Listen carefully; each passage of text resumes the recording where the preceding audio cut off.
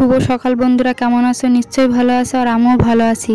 তার দেখুন বন্ধুরা, আগের দিন বিকালে মাঠে এসে ঘুরিয়ে দেখিয়ে গিয়েছিলাম যে মাঠে কিছুটা ধান ছিল, তাই সেই ধানগুলো আজকে আমাদের ঝাড়া হচ্ছে।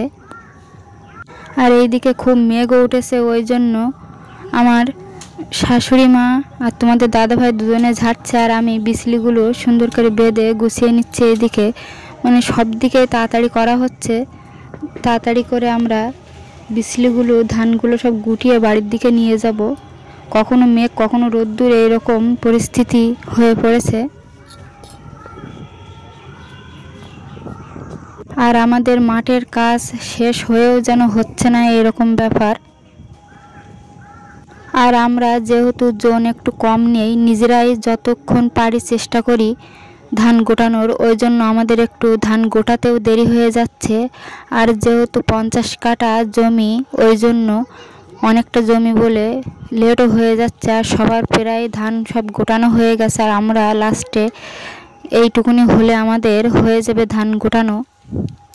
আর আমার অনেক বন্ধুরা মাঠের ভিডিও দেখছে, খুব পছন্দ করছে, ওই জন্য তাদের জন্য আরও বেশি করে ভিডিওটা ছাড়ছি।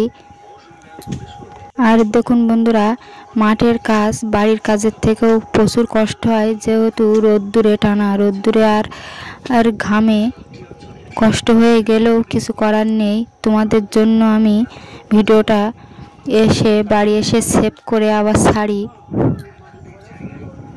আর অনেক বন্ধুরা আমার ভিডিও দেখছো কিন্তু সাবস্ক্রাইব করছো না, তা প্লিজ তোমরা সাবস্ক্রাইব করে আমার পাশে থেকো, আর এমন সুন্দর সুন্দর ভিডিও আমার দিতেও আগ্রহ হবে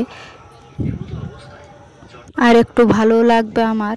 তা দেখুন বন্ধুরা, প্রিয় জিনিস খাওয়ার জন্য রোদ্দুরে কত কষ্ট করতে হয়, তারপরে আমরা প্রিয় জিনিসটা পাই। আর তোমরা যদি বেশি বেশি করে ভিডিও দেখো, সাপোর্ট করো, তাহলে এই কষ্টই আমাদের কাছে কষ্টই মনে হবে না। এখন বন্ধুরা, ধানটা আমাদের ঝাড়া হয়ে গেছে, এবার গুটিয়ে বাড়ি নিয়ে গেলে হয়। তাই ভিডিওটা অনেক বড় হয়ে যাবে, ওই জন্য আমি একটা ভিডিও 3 দিন ধরে অল্প অল্প করে দেব। ভিডিও অনেক বড় দিলে তোমরা মন দিয়ে দেখবে না, ওই জন্য ভিডিওটা ছোট ছোট করে আমি ছাড়ি। দেখুন বন্ধুরা, যেটা আমরা খুলছি এখন, ওটা হচ্ছে ঝালন। ওর সাহায্যে আমরা ধানগুলো সুন্দর করে ঝাড়তে পারি। তা দেখুন বন্ধুরা, ঝালনটাকে আমরা তুলে ওখান থেকে সরিয়ে নিচ্ছি, আর ওর তলায় যে ধানগুলো পড়ে আছে ওগুলো থেকে বিচলিগুলো সরিয়ে সুন্দর করে ধানগুলো আবার ঝেড়ে পরিষ্কার করে নিয়ে তারপরে বাড়ি যেতে হবে। প্রচুর কাজ এখন মাঠে।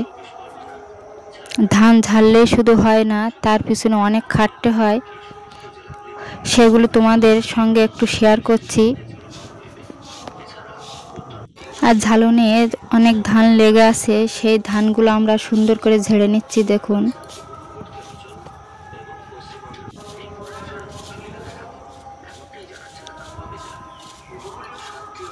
আমার এই মালা লাইফস্টাইল ব্লগ ভিডিও দেখলে তোমরা দেখতে পাবে আমি মাঠে কিভাবে ধান ঝেড়ে কেটে বেঁধে গোছাই, আর আমাদের পুকুরে কিভাবে আমরা খাবার দিই, বা আমাদের সবজি খেতে কিভাবে আমরা চাষ করি, আর বাড়ির রান্না বান্না সব রকম ব্লগ ভিডিও তোমরা পাবে।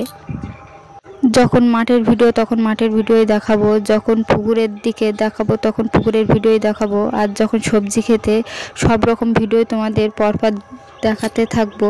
আর দেখুন বন্ধুরা, এই ঝালনটা মাঠের মাঝখান থেকে এবার বাড়ির দিকে নিয়ে যেতে হবে, ওই জন্য তোমাদের দাদা ভাই একটা একটা করে সব মাঠের মাঝখান থেকে বাড়ির দিকে নিয়ে যাওয়ার চেষ্টা করছে। আর আমরা সুন্দর করে ধানের থেকে বিচলিগুলো গুটিয়ে নিচ্ছি, নিয়ে ধানগুলো বস্তায় ভরতে হবে।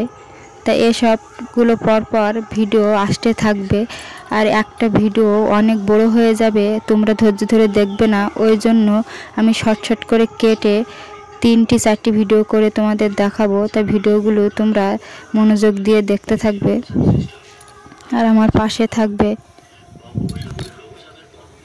তা দেখুন বন্ধুরা, ধান থেকে আমরা বিচলিগুলো সুন্দর করে হাত দিয়ে ঝাঁটা দিয়ে পরিষ্কার করে নিচ্ছি।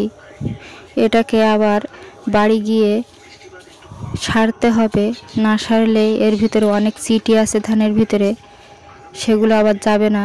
তা যতটা পারি আমরা গুটিয়ে নিয়ে যাওয়ার চেষ্টা করছি। দেখুন